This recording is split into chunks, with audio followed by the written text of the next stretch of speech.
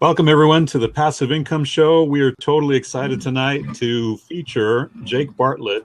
He's actually a Skillshare instructor, and we're going to learn all about Skillshare tonight. And this is really timely, I think, because a lot of instructors are looking at other platforms and starting to see where they might be able to publish their courses other than some of the big name platforms. So I want to welcome my co-host, Phil, and welcome our guest, Jake. And welcome, Jake. Thank you.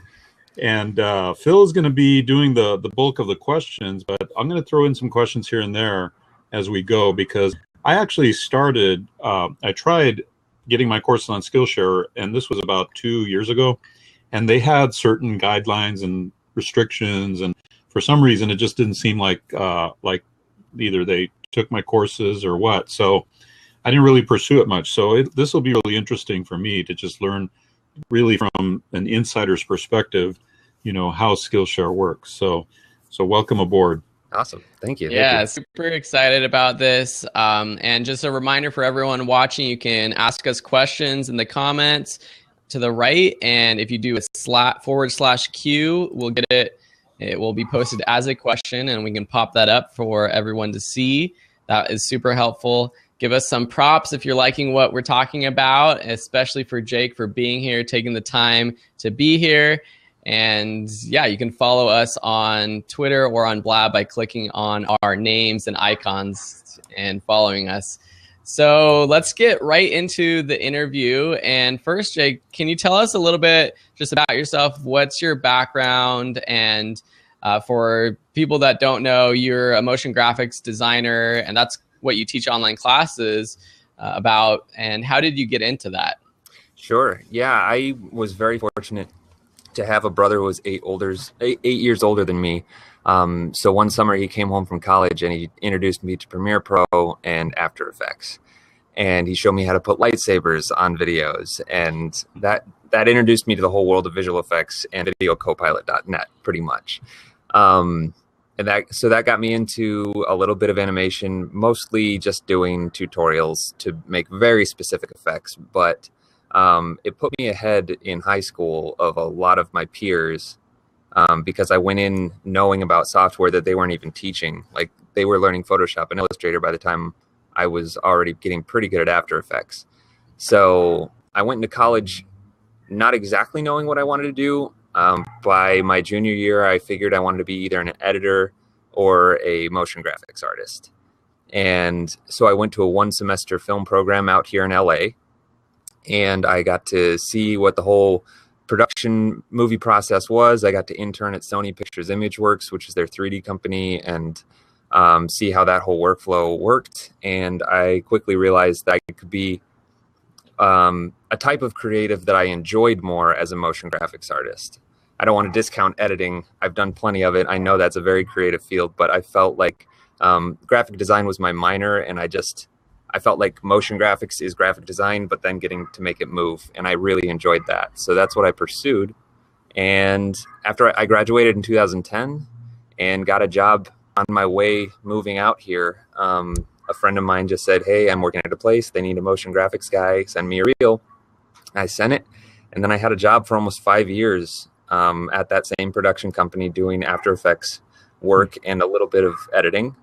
And nice. I left on my own. It wasn't even a thing where I lost my job. I just got enough side work over 2014, and Skillshare came into the picture that I decided that I wanted to do this on my own and work for myself. So that's how I got where I am now. Nice. So first off, that's awesome that you had a job for 5 years, and it sounds like it was about 2009-ish to 2014, which, you know, for a lot of people, that was a hard time to find a job, a steady job, especially coming right out of school. So that's really awesome that you had the skill and you dedicated yourself to learning a skill with basically videocopilot.net or .com. And were you learning the motion graphics in school, or was it really just self-taught? It was completely self-taught. I never once was required to open After Effects in any education, which is kind of sad and pretty amazing that now I'm teaching it. But yeah, it was all self-taught. Videocopilot.net and Creative Cow I would basically just search for fun things to do and taught myself the software through that. And like I said, early on, it was mostly visual effects. I didn't really get into motion graphics, animation-based motion graphics until probably around 2013. And that's when that appealed to me, and I started researching it more and finding other artists, being aware of other artists, and finding websites like School of Motion and Mount MoGraph. And that's where I really started to make the shift and realizing that's the direction I wanted to go. Got it. And so we're going to jump into Skillshare in a second, but just for everyone watching that right now, I just want to kind of highlight this point that Jake was basically self-taught in doing motion graphics and visual effects. He learned it on his own with tutorials online, and now he's teaching it and basically supporting himself and a freelance / just passive income lifestyle with something that he's self-taught. And I just think that's really amazing. You don't have to be an expert, quote unquote expert or guru that has a master's or doctorate to be able to teach online classes. You just have to know something that someone else wants to know and be able to teach it. And I know because I've actually taken a couple of Jake's classes on Skillshare, and he does an amazing job at just being very clear, and he makes it fun, and they're very well produced. And we're going to talk about the production of all of his classes in a bit. But first, can you talk about how you found Skillshare, and why did you even try to teach a class on Skillshare? It's going to sound funny, but I heard of Skillshare through my wife. She was pretty big on Pinterest, and she found a hand lettering course that was going to be released on Skillshare by a teacher named Mary Kate McDivitt. She's one of the most successful teachers on Skillshare. But at the time, it was her first hand lettering class, and now it's, I think, one of the top 3 classes on all of Skillshare. It has over 25,000 students. Anyway, that's how she found it. She took the class. I kind of just peeked over her shoulder every now and then to see what she was doing. But at the time, that was when Skillshare was doing an a la carte method where you were paying for every class you took. And so, I wasn't all that interested in spending money to learn about After Effects because I had, a wealth of information already online for free. But my wife said I should check it out. I looked around on the account. I just searched for After Effects, and there were probably only 4 classes at the time. And so that's when I was like, maybe this could be my chance to teach, because I always thought I would enjoy teaching. I just never really thought that would be a possibility for me financially. I didn't think I'd be able to support my family, especially living in Los Angeles, as a teacher. But I thought I would enjoy it, so I looked into it a little bit, and I wasn't too motivated at the time, but a couple weeks later, my wife got an email that said, Skillshare is running a Teach Challenge, and all you have to do is submit a proposal for a class, and the best proposal is going to win a MacBook Air. And I was like, well, there's motivation. And so I wrote out a proposal for my first class, which was animating kinetic type in After Effects, and they ended up picking it. And wow, I won a MacBook Air, which was pretty awesome. And that is really what got me started in teaching. And when was that? That would have been, I believe, at the end of 2013. Okay. That I won. Yeah. And I had that class up for almost a year before I taught another one. Nice.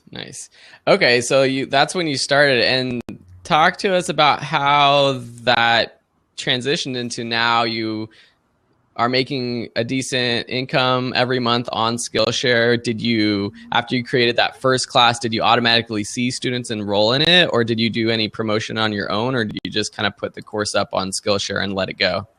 Well, honestly, I still don't have much of an online following off of the Skillshare platform. So at the time, I didn't really have any pull in advertising it on my own. I got lucky that I won the Teach Challenge because they sent that out as an announcement to all of their, to the people on the newsletter, basically. And so I think that got me in front of a lot of eyes, but at the same time, there wasn't the biggest audience for After Effects on the platform at the time. Like I said, there were only 4 other classes when I submitted my proposal, but I think the project that I created for that class, which was animating your favorite TV show or movie quote, I think that kind of stuck out as a fun thing to do compared to other projects that were on the site. And yeah, honestly, I don't feel like it was anything I did. Students just started enrolling. And honestly, at that time, I was totally fine with my class flopping. I was super happy to have just won a laptop. And I was like, if that's all I get, awesome. But you know, I don't remember the exact timeline of how many students I got. How quickly I got them. Sorry, skateboarders are going by.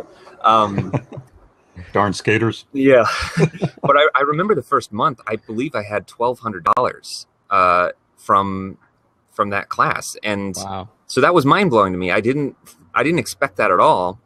And like I said, that was back when students were choosing to pay for my class on its own.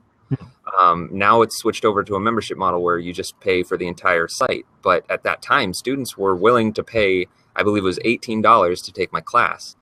And I was getting positive reviews. I was getting projects submitted. I was getting a lot of student engagement. So I was thrilled, to say the least. Nice. And that's one thing about Skillshare that I've realized. Well, for people who don't know, whenever you post a class, you have to have an official class project with your class. And it's a big, major part of not only your class, but also the promotion of your class. Because like Jake is talking about, he had a fun, popular project. And when you go on Skillshare site, you'll see not only the classes, but you'll see the projects that students are submitting in a variety of places, even on their homepage, I think. And so if you have a cool project in your class and there's a ton of people doing that project, everybody that goes to Skillshare is going to see other people doing your projects, and that's going to make them want to do it themselves. And that's one thing.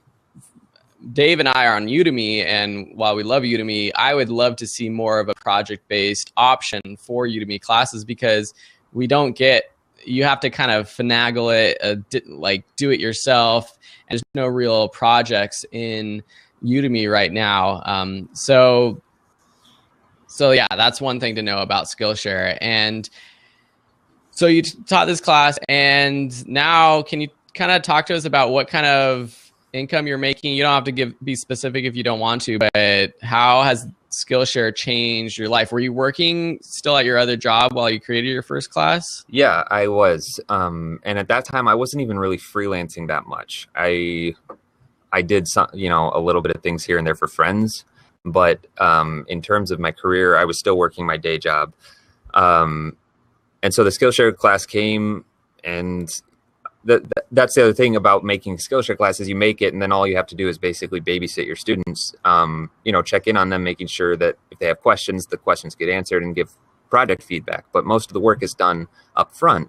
So I pretty much just went about my business, doing my own thing. And I thought maybe it'd be fun to teach another class, but I didn't know when that would happen or anything about the future of Skillshare. So I just left my class there to see how well it would do. But that was the end of 2013, and by the end of 2014 is when I had made enough connections through my job and producers I had worked with to, just by word of mouth, I know this guy, he's a motion graphics artist, you should hire him. And so I started doing work on nights and weekends at home for other people, and it ended up getting so busy that by the end of 2014, my day job was taking away from my freelance. I would get up at 5 a.m. and work until I had to leave at 9. And then I'd work my day job, and I'd get home and eat as fast as I could so that I could work until 2 a.m. And that wasn't very sustainable. But that's when I realized, I should be doing this for myself. There's no reason why I couldn't just quit and work for myself. Right. And it was just really serendipitous that the day that I gave my two weeks notice, 30 minutes after I talked to my boss, I got an email from Skillshare asking if I wanted to teach again. And they offered to put me in this thing that they were launching, which Phil is actually part of as well, the Creators Club, where they take their top teachers, and it's basically just a community where we're in direct contact with their staff. They make themselves very accessible to us. and they help out however they can. And so that was very attractive to me because by that point, Skillshare had switched over to the membership model. So now you can pay $10 a month, or I believe it's $60 a year, and have access to everything on the website. And that sounds awesome as a student, and it is. But for teachers, going from charging $18 for every student to suddenly anyone can pay $10 and have access to all my classes, it really tanked our profits. And there was kind of it was a big deal for all of us teachers. And there was even a private Facebook group that had no Skillshare staff included, where people basically griped about how sales like Skillshare is not going to work anymore. And at that point, I pretty much just decided it was nice while it lasted. And again, I won the laptop. I made a couple $1,000s, but you know, I don't think it's for me anymore. So bringing that all back around, that's when they asked me to teach again, and they said that they would, you know, promote my class and they would help me build it if I needed the help. So I said, what the heck? I'm quitting my job anyway, so maybe I can get a few more $1,000s out of this. And at that point, I had just under 2,000 followers on the platform, and I posted my second class in January of 2015, and I made, I think, 1,000 more followers that month. Wow. And I ended up making like $1,200 again in that first month. And so I was like, well, maybe this membership model isn't such a bad thing because I can reach so many more people and the profit isn't bad at all. So bringing that all back to, sorry, Phil, I know your question was how much am I making? And I'm fine discussing that. You know, at the beginning, I was making around $1,500 a month every month. But after the first month of posting a new class, I mean, that first month is really when the bulk of new students came in, because that posting a new class, you kind of get a little bit of automatic promotion from Skillshare. And then once students start enrolling, your class can start trending. And if your class is trending, it shows up further up on the list on the homepage. So naturally, students kind of have a surge of enrollments at the beginning of your class. And by the second month, you're not going to make nearly as much as you did the first month, but you still will make money. And it's not like your class is just going to die eventually. For me, my first class still gets around 200 enrollments a month, which is a lot. I mean, when you put that over 12 months and you consider that I've been trying to post a class every month. So at this point, I think I have 12 up. So I post a new class and that gets a surge of students, which is a big payout, plus 11 other classes that, you know, residual enrollments brought in. So the last couple months, I've made over $5,000. And on top of that, my wife is now teaching Photoshop classes, and she's being even more successful than I am because I think there's just a larger audience for Photoshop artists. Wow. So if you look at the numbers of just how quickly she can get to 1,000 students compared to how quickly I get to 1,000 students, she's doing better than me. So combined, we're making over $6,000 a month. And really, it grows every month that I post a new class. Hey, nice. That's awesome. Hey, Jake, we have another box if you want your wife to join us. Oh, yeah. She's got my 6-month-old right now. Oh, okay. He's napping. Yeah, but I was just kidding. But that's pretty awesome because it shows that, you know, just like on Udemy where we spend a lot of our time, there's certain topics that are just that much more popular, and so they're gonna get traction quicker. And that's exciting that you guys are an online teaching family. You know, that's pretty cool. It's pretty awesome.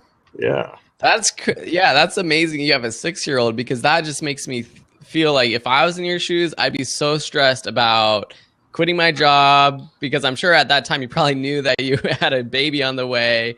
And, 6-month-old. Yeah. That was actually one of the reasons why I wanted to quit my job, was because I wanted to be at home. It was a nerve-wracking decision for sure, but I wanted to be home for the pregnancy and for when he was here.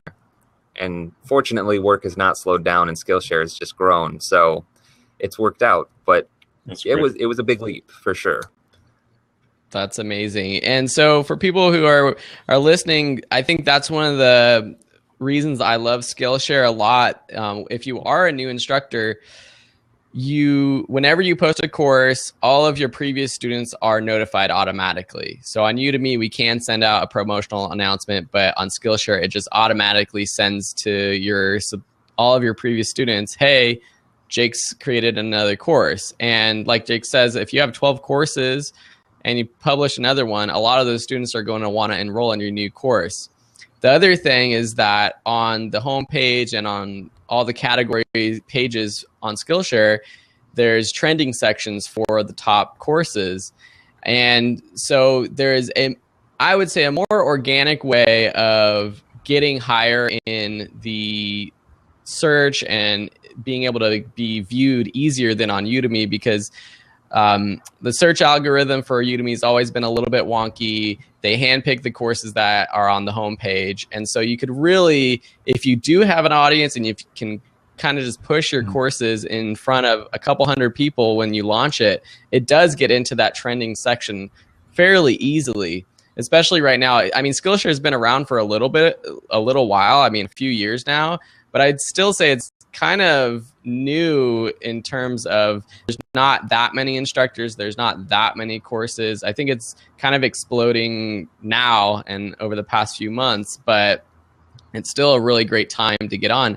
And I think coming from Udemy, I always talk to people about like, oh yeah, you should just throw your stuff on Skillshare or all these other sites just for extra income. But Jake's making, and his wife are making $6,000 a month on Skillshare. That's a full-time income and then some for a lot of people in a lot of places in the world. And so I just think that's really amazing. It's pretty crazy to think too, because if I was living somewhere else, I could be making the same amount. It's not based on a location. You know, moving to Los Angeles, the rent increases, but so does the income.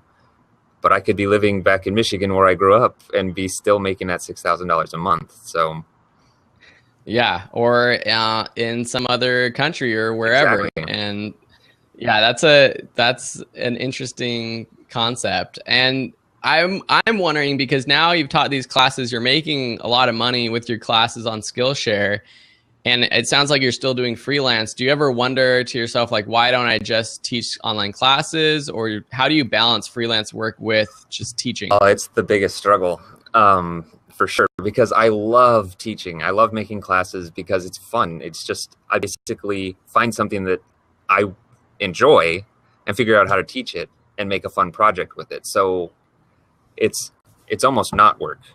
But the reality is, I don't know how long Skillshare is going to last.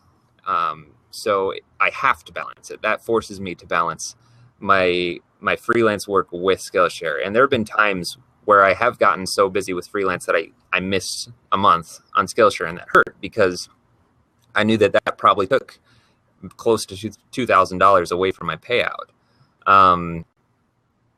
So it you know, I don't think I've found the perfect balance yet. I'm getting closer every month, I think. But I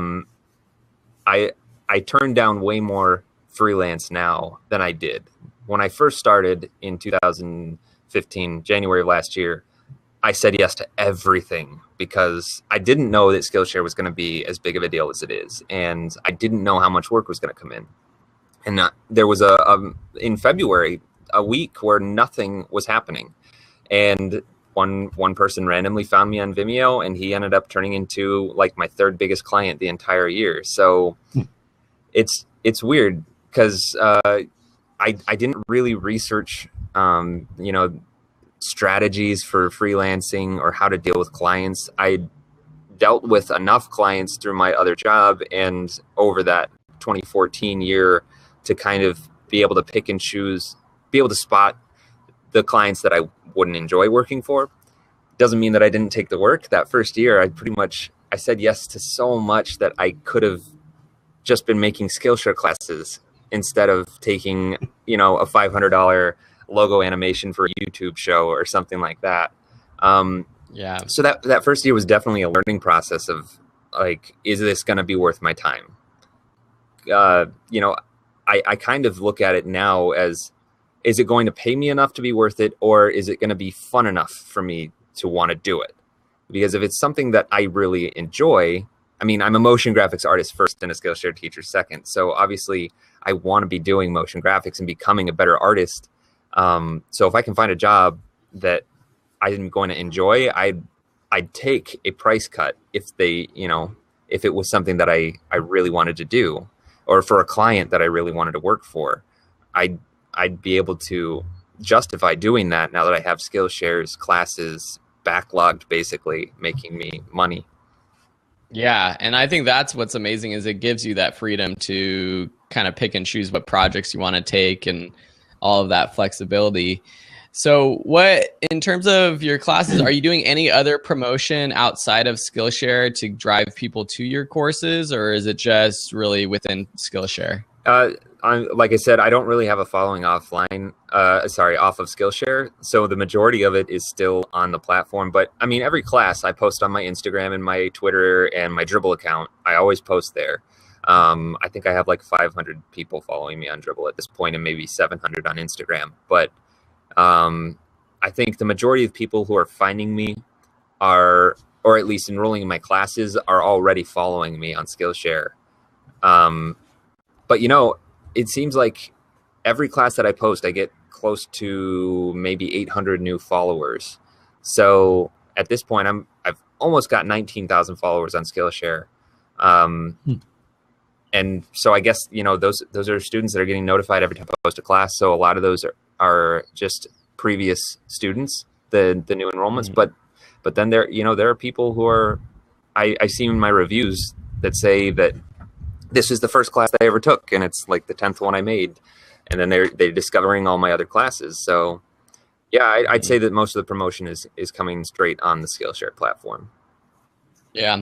And have you thought about putting your courses on Udemy or other platforms? I have. In fact, Udemy has reached out to me directly, and a couple of other websites. Just yesterday, I got one from 360training.com. I don't know if you've heard of those, but I remember because I saw your classes on 360 Training. You put okay, good. I don't know. We can talk offline about 360 Got Training. Yeah, there are so many at this point, and I'm assuming they're just discovering me through Skillshare to come out and try and get me to teach on their site. And the reality is I could post the same classes on those platforms. And I guess at this point, I've just become loyal to Skillshare. They've been very good to me, and I've met them. They work, very directly with me, so I haven't needed to.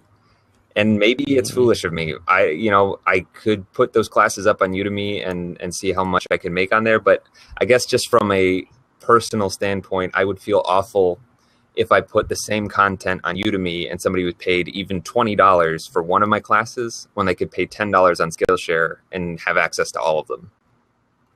Yeah, no, I totally get that, and I feel for you, but I would consider it just because you never know if Skillshare is going to die, and you wouldn't want that to happen all of a sudden, because I think Skillshare is a little bit more established and has a better audience and position than SkillFeed. I don't know if you knew about SkillFeed, but SkillFeed was around, and they were making me about the same amount that I was making on Skillshare.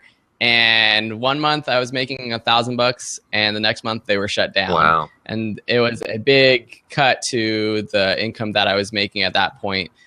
So I don't think that's going to happen with Skillshare, but it's something to think about. And I'm assuming you haven't thought about posting your classes on your own site or doing anything like that, like self-hosting. Yeah, not yet. I haven't gotten into that area at all. Yeah. Yeah, the thing about when it comes to this industry right now, it's so new, that there's going to be a lot of churn in the water. So I was really big into eBay when they first started back in, they started in 95, I started in 98. And I saw these online auction platforms similar to eBay popping up left and right, and people are going here and there, and so there's this churn that happens when a new industry kind of sprouts up.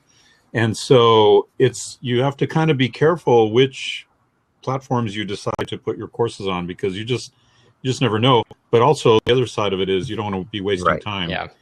because uploading courses takes so much time to just get the stuff up there. So you want to be sure that you're in the right platforms. I think it would be good right now, Phil, if we could talk a little bit about the Skillshare compensation, the way it works, because I get the sense that a lot of listeners and a lot of people in our audience are probably wondering, okay, I get the sense it's a subscriber based, $10 a month, but how do instructors get paid? So maybe we can cover that. Yeah, Jake, do you know the details about that? Yeah, they actually just recently simplified it. So every month, the number of students that are paying, they take all of the payments and split that in half. So 50% goes to Skillshare and 50% goes to teachers. So that's the royalty pool. From there, it's completely based on the number of enrollments that you had. And it's not the number of like students. Like if you enrolled in 3 of my classes, that would count as 3 separate enrollments. And so, say there are 1,000, just to simplify it, say there are 1,000 students paying and I have 100 of them, then 10% of the royalty pool goes to me. Now that's the majority. 10% of new enrollments for that month or total enrollments? 10% of the paying members. So whatever was paid out for that month by students. Now that kind of sucked in January, because January is always the biggest month of the year, and they were really pushing in January this 99 cents for 3 months deal. And because of that, I was expecting to make around $2 a student, and I made $1.21 per student, which was less than I'd ever made on Skillshare.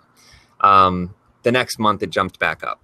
So it kind of sucked for that first month, but it fluctuates anywhere from, I'd say, around $1.30 per student to $2 a student, depending on the time of year. It seems like January people are always like eager to learn. So I think that's why that happens. And there is a couple other ways that you can earn extra income is by using your own referral link. You get a unique link for your class to promote. So if you signed up through my link and then you ended up paying for a subscription, whether it's for a month or a whole year, I get $10 bonus for that payment. And then there's a teacher referral. So if I told you, Phil, you should come teach on Skillshare, and you signed up through my link, I think it's either it's a $100 bonus I would get. So nice. Yeah, that's pretty good. And do you still get paid for projects that are posted in your courses? Not anymore. And I found out I found out that was a very small fraction of the payouts. So much so that, like, I compared how many projects my wife got one month to how many I got, and we still had the identical payout per student. I didn't post a new class, so I had so many less projects than her. I think it was a penny different. So they basically asked us on the Creators Club, would you mind if we just took that out of the equation and just based it on student enrollments? And we were like, yes, please do that. It'll be so much simpler. So Got it.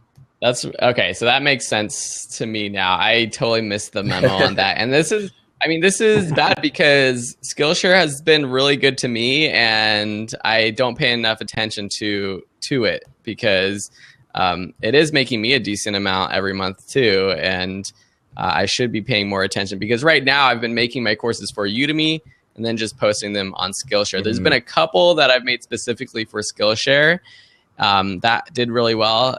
And that's what I want to talk about. It's like, what makes a good Skillshare class? Because I think it's different than Udemy. And I don't know if you know enough about Udemy to know the difference, but I think it has a lot to do about being very project specific and like smaller. So what would you say makes a successful Skillshare class?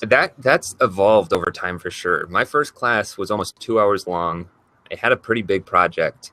And it would have taken a lot of work for a student to get through the whole thing and then make a project start to finish. But over the last 3 years, we've discovered that, and I say we, the Skillshare team and like the teachers in general have discovered that students really like bite-sized classes that have fun-looking projects. So if you can show your process of how you make a fun-looking project in I'd say a range of 15 to 45 minutes, you're going to be extremely successful.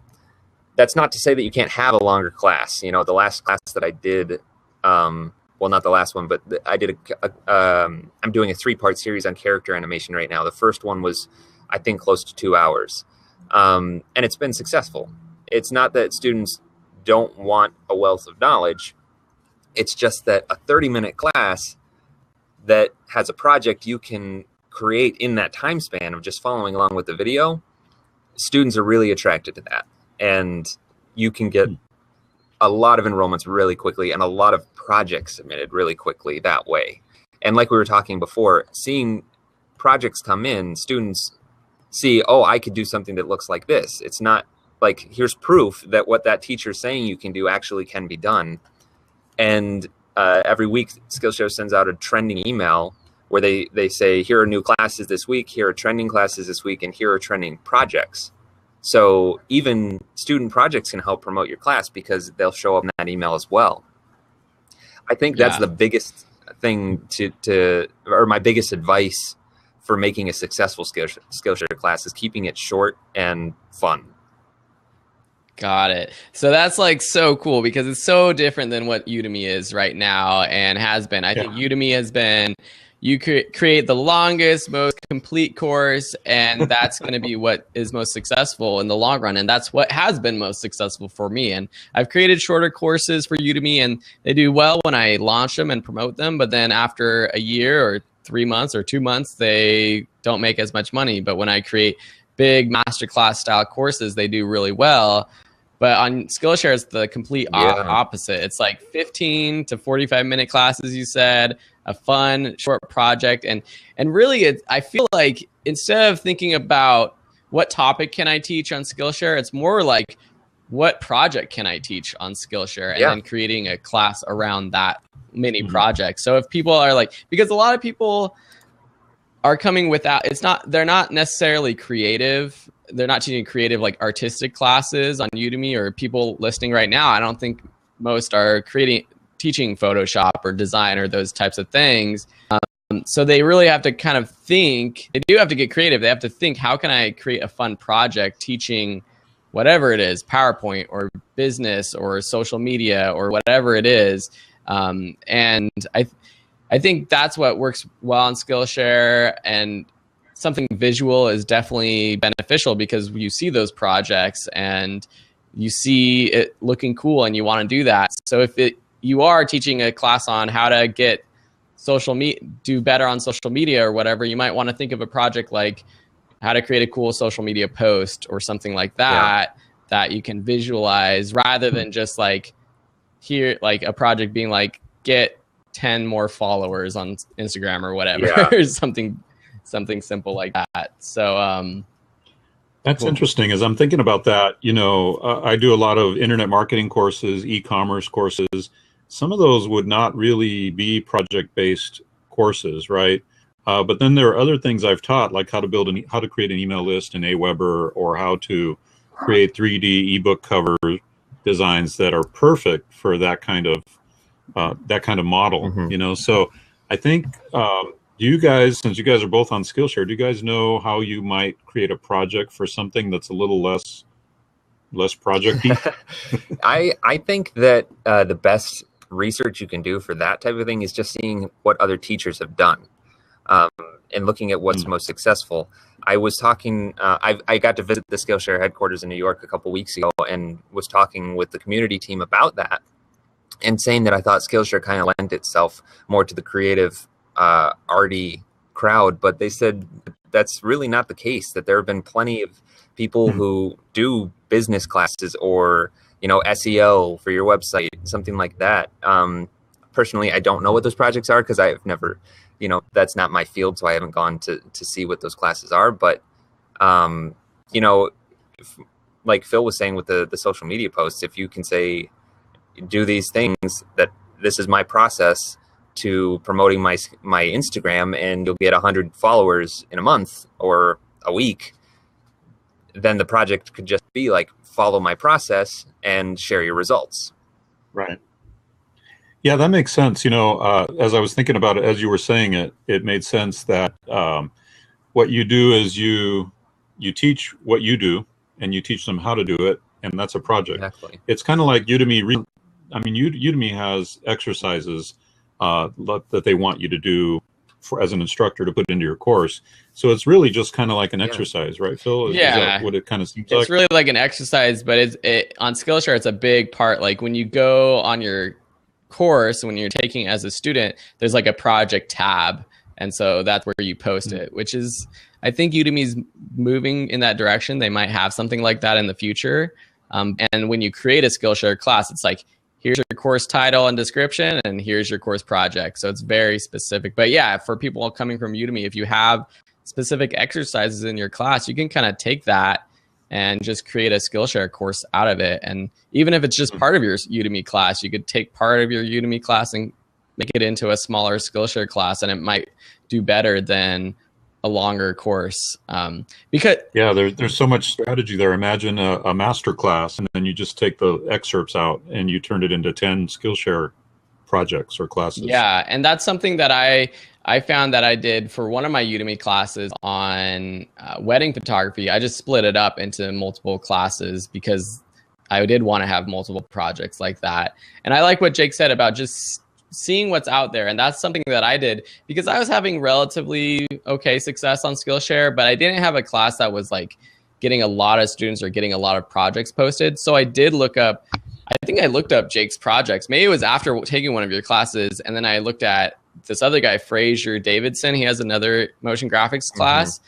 And that really inspired me to do a project specific class that I just created for Skillshare. So whatever you're teaching, I would say go on Skillshare and check it out and see what projects are being posted. Because if there's a lot of projects being posted for a class, there's a chance it's probably a popular class and people will be interested in your class as well. Absolutely.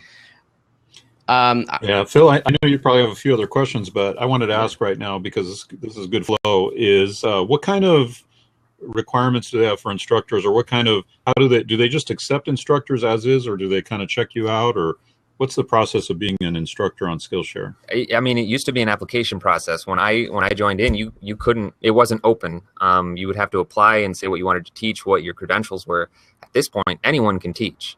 I'm not sure what the moderation process is. Once you upload, I'm sure somebody is checking on the class to make sure that it's not stolen property or something, and make sure that it follows the guidelines. But anyone can teach. And as soon as you have 25 students enrolled, that's when you start making money off of your class. Oh, cool. Yeah, that's easy. Yeah. And I've helped a couple people get started with that. And yeah, it's 25 students and you just start making money from that. So that's it is pretty easy. And I know when I tried to get on Skillshare the very first time, I think it was like 3 years ago or so, and you had to do the application and you had to like prove that you could get like 100 students or something on your own through your own promotion before you could even like launch the course or something. It was something weird like that. That sounds familiar to me too. Yeah. It was really difficult. We had a question from up in the chat a while ago. I forget who asked it, but they asked, they said, this is the first time hearing of Skillshare. They checked out the site and they're wondering, how is it possible to be successful on Skillshare if people can just search for skills on YouTube? And this is a question we have as Udemy instructors as well, but I'm interested in what your take on that is. Well, like I said, I was self-taught. Everything that I learned was based on either trial and error or finding other people who have made tutorials on YouTube or Creative Cow or Video Copilot. You know, there are definitely people who knew what they were doing with tutorials. They knew how to teach. They knew how to make clear, and then at least in my field, and I know, Phil, I'm sure you've seen tutorials where the person giving the instructions is absolutely terrible at describing what they're doing, how to say something clearly, even recording themselves well. So there have been, tutorials where I've learned great things, but it took me 30 minutes of just getting to the one part that I needed to know and say, okay, there's the point in the video. This is what I needed to know. I think on Skillshare, the teachers are making more of an effort to be clear teachers. That's not to say that there aren't bad classes on Skillshare. I'm sure there are from people who aren't putting that much effort into teaching and they're just hoping they can make some money quick. But the classes that rise to the top that are getting reviewed well and trending, they're because the information that the teacher's presenting isn't just valuable, but that it's presented clearly. And it's very thought out. I don't know that I've seen a teacher who hasn't edited their footage. I for one, I have millions of edits in my classes. I don't leave a single or pause or messed up line in any of my classes. And that came from watching so many tutorials that I knew, like, this is what I like in a tutorial. This is what I can't stand in a tutorial. So I just based my model of teaching off of that. Yeah, no, I think that's all so true. And I mean, not to be said that you can't find great tutorials on YouTube that are super high quality, but I think people will pay for a class on Udemy or pay for a subscription on Skillshare. I mean, partly just to have that, it's a different environment. It's better for learning. You're in a class that's structured, that gives you a flow of lessons to take rather than a YouTube playlist or having to search around on your own. So I think that's for the person that asked that, and anyone that's worried about that. I've just found that there's going to be people who never pay for anything and they're just going to search on YouTube, but there's a lot of people who will actually pay for classes for the ease of it. And you're saying it's $10 a month, right? For students? Insanely cheap. So, I mean, it's the cost of like Netflix, right? Exactly. Yeah. And I know, like, for me, my wife has taken calligraphy classes on there, and she just loves it. And yeah, it's fun to do the projects.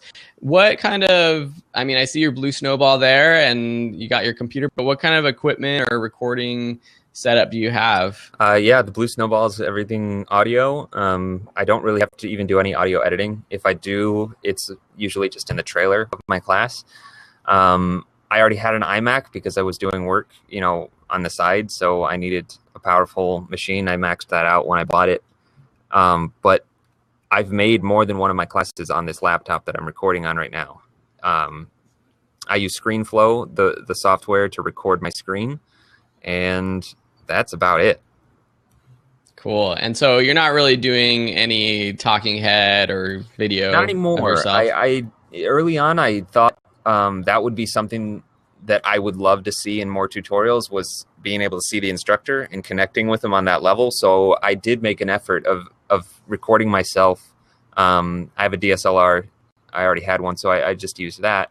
But as I posted more and more classes, I kind of just realized that it wasn't worth the time. I don't think it was adding enough value to the classes for the amount of time that it added to the production.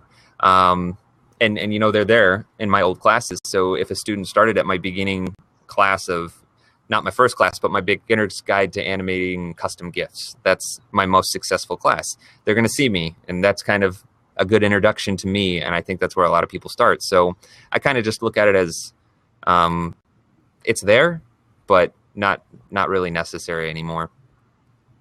Got it. Cool. I got a curious question. How do you compete within the Skillshare ecosystem? So you're in a pool with other instructors. You've probably got other instructors teaching similar topics. What is it? How is it that you can stand up and stand apart? Is it the titling of your courses? Is there like a feedback system inside the course where students give ratings, that kind of thing, or how do you optimize your courses within that universe? There is a rating system where you can leave a positive or negative review, and that affects trending. So a positive review is worth 10 points, and a negative review is worth negative 10 points. So the more positive reviews, the better for your class. And there are other teachers who teach After Effects. Obviously, you mentioned one of them, Fraser Davidson, has a class called Simple Character Animation, and he shows a very, very efficient way of animating a very cool looking character just walking. And that's the most successful After Effects class on the platform. I think he has 18,000 enrollments at this point.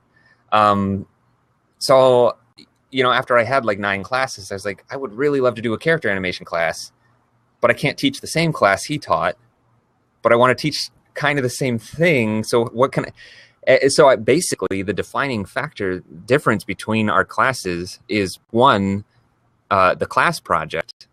So instead of a character walking around, I showed you how to make basically a band member playing an instrument. And then number 2 is my teaching style and my method. I think that's another huge thing that just recently Skillshare has realized, that students will take a class on the exact same topic just to see how another person approaches the same type of problem. And I think that's a reason why my wife she's able to be successful too, because she's teaching how to do texturing in Photoshop in all these different ways, but it's in a way that no one else is teaching. So, you know, she just did a watercolor texture class, and watercolor is a huge topic on Skillshare. But every time that watercolor pops up from whoever's teaching it, it seems like it's a success and it's trending, because watercolor is just a hot topic and people want to see, what can I do with watercolor and from this person's perspective. Interesting. I love that you talk about watercoloring being so like popular on Skillshare, because I think people have these little skills that they could teach, and they might think that it's not going to earn them a good amount of money, but Skillshare disproves that. Right. And yeah, maybe not everything's popular on Skillshare, but I think there could potentially be an audience for anything on Skillshare. Definitely. I would not count out something that's not on Skillshare, because my sister-in-law is a massage therapist, and, you know, she was visiting one weekend, and we thought, you should probably be teaching something on Skillshare. And I was like, well, obviously it should be massage therapy. I mean, something massage related. And I searched on Skillshare, massage, nothing. There's no category that it would fit in on Skillshare. And I was like, well, you know what? You're here for a weekend. Let's just film you giving my wife, you know, some massages, and we'll write a script, and we'll record some VO, and I'll try and make some classes. And I planned out 4 classes from the footage we shot. And the first one was a foot massage. And so I edited that together. I put it up on the site. And in the first month, with absolutely no following online and no prior knowledge of an audience that would want to do massage classes on Skillshare, she got 400 students in her first month. Wow. So there's awesome. There's your proof. Anything can be successful on Skillshare, I think. That's awesome. And what I like about it, I mean, I love Udemy, and I came from Udemy, so I kind of have this like just connection with Udemy. But what I do like about Skillshare too is just the fact that you can't really give out, or I don't know, can you get out free? You can't give free enrollments to your class, and anyone who's in your class is a paid subscription member. And so when people do go to your course or to the list of courses, and they see your class having 10,000 students or 4,000 or 400, they know that those are real people that have paid a subscription to Skillshare and are a part of your course. And because it's a subscription, there's not a barrier for them to enroll in one of your classes if they're not a part of your class already. And so all you have to do is pop up in their search feed, pop up in their trending feed, or get in front of them some way and make your project or your class look cool. Because unlike Udemy, where there's a barrier of, I have to pay you more money to enroll in your class, all you have to do is have a class that looks or sounds cool to anybody that is already a subscriber on Skillshare. And I don't know how many students there are, but I think it's over 1 million maybe. And so...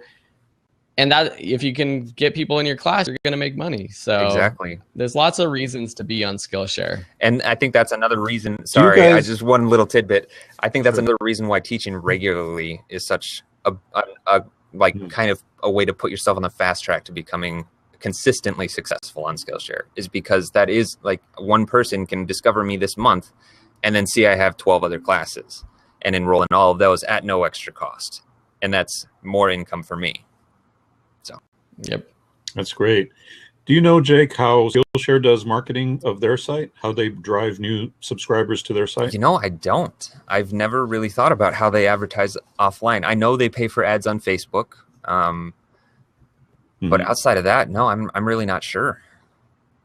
Yeah, I don't know either. I'd be curious to know that. Maybe Chad does. Chad, I think, is on Skillshare, right, Chad? Yeah.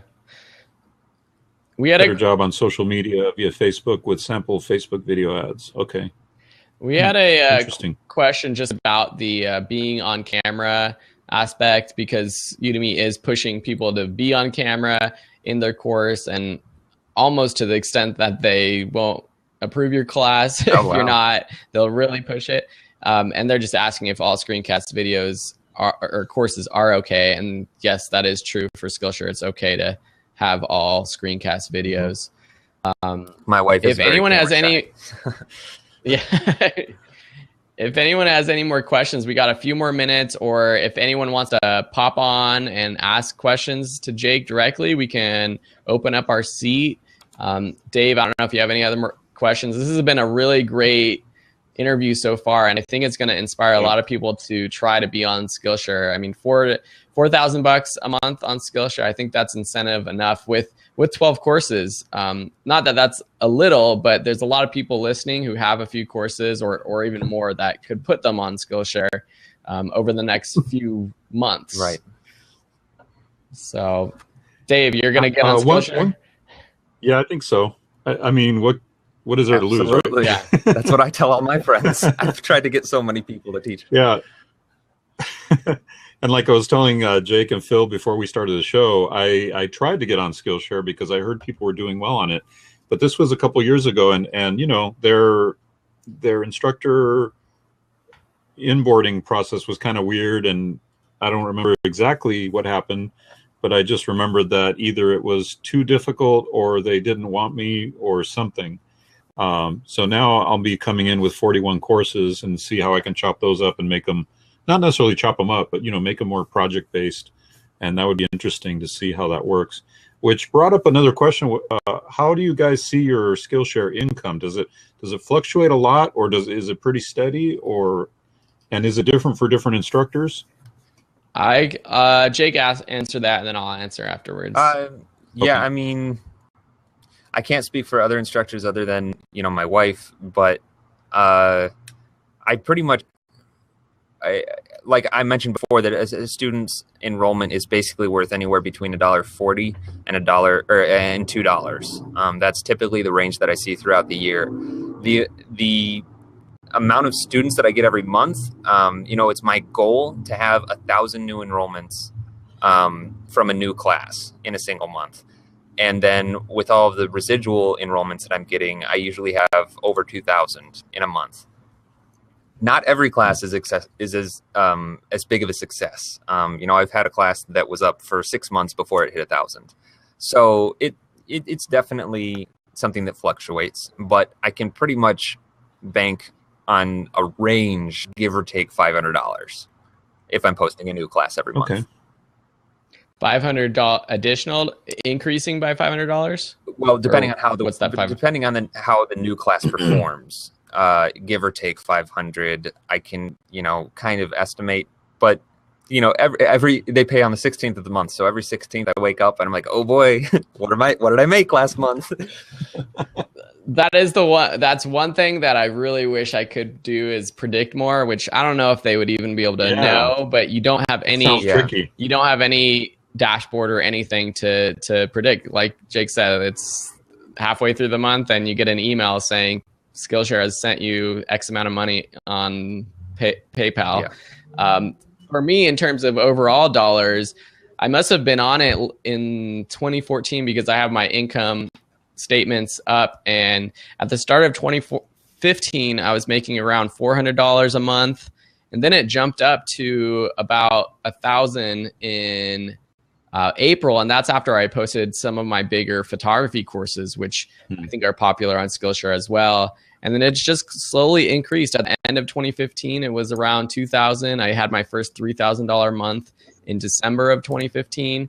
And this year so far, it's been in the mid 3,000s 3,000s. I don't know if that's a word. And in February, I had like 5,000, which I think is because January was so huge, or December, January was so huge. So yeah, it's been pretty amazing for me. And it's just a slow growth. It's the same with Udemy. It's just for me putting out good content, classes consistently, and keeping at it, and not worrying about the pricing, the changes, anything, just doing my thing, making decent classes, getting better at what I do, and just, yeah, rolling with it.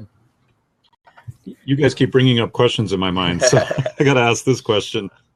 First, I love that they pay on the 16th because Udemy pays on the 1st, so that helps balance out the month, right? But the other question is there a danger to publishing too many courses all in one shot? Because I have a bunch of courses.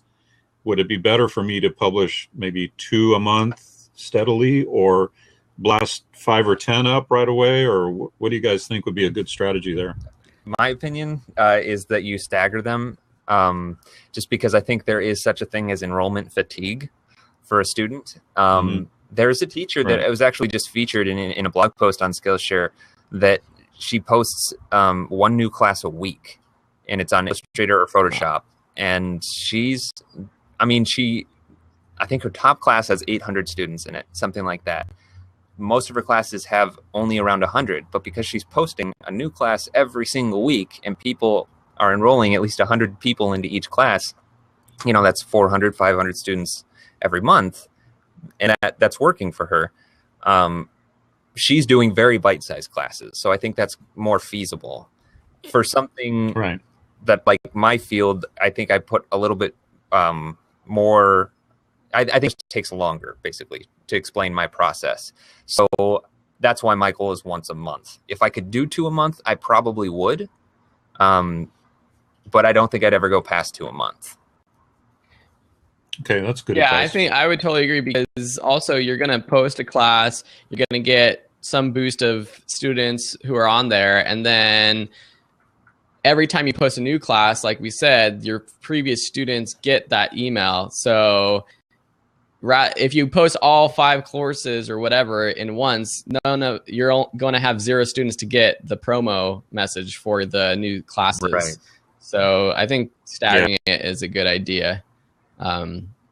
That's good. That's good. Plus, to know. the student might have to decide which one of those 5 am I going to take, and then forget about the other 4. I mean, probably not, but yeah, Yeah, you want to kind of feed it out to them slowly, little by little. Yeah, that's what I think works. We had a question. Let me scroll up to it. What is the payment schedule? It's every 16th of the month. If a student retakes the class, do you get any money from the time they spend in the class the second time around? So I'm guessing, No, just a one-time enrollment counting. Unless they sign up for another user account or something and re-enrolled in your class. Or something. they canceled their account and maybe restarted their payment. I don't know. Maybe. Yeah. I'm not sure. Cool. Well, any other questions from the audience? Anyone want to come aboard, chat with us for a minute or so? I know Jake's been kind enough to let us take an hour of his life. I really, really appreciate it. And I'm happy to be here. Yeah, we do. Yeah. This is fun. So Dave, you want to, if we don't have any questions, we got a question.